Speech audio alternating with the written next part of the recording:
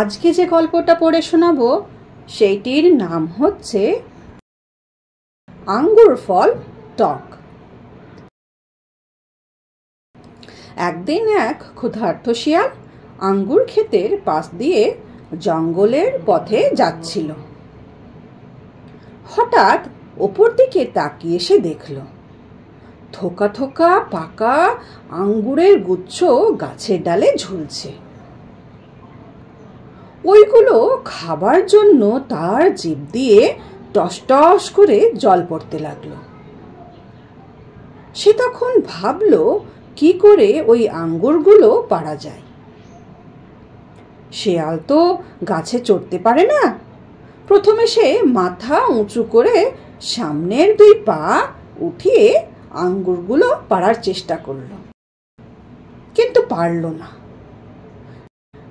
তারপর সে লাফ দিয়ে পাড়ার চেষ্টা করলো, তবুও সে সফল হলো না। এরপর সে ক্রমাগত লাফ দিতে দিতে শেয়াল ক্লান্ত হয়ে পড়ল। আঙ্গুর সে কিছুতেই পারতে পারল না। অবশেষে ক্লান্ত ক্ষুধার্ত শিয়াল হাল ছেড়ে বনের পথে চলতে শুরু করলো।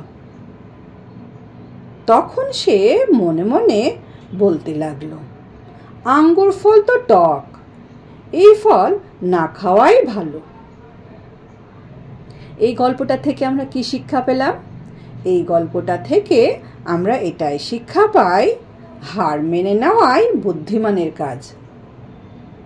মানে কিছু কিছু ক্ষেত্রে হার মেনে নেওয়াই বুদ্ধিমানের কাজ হয়, তাই তো?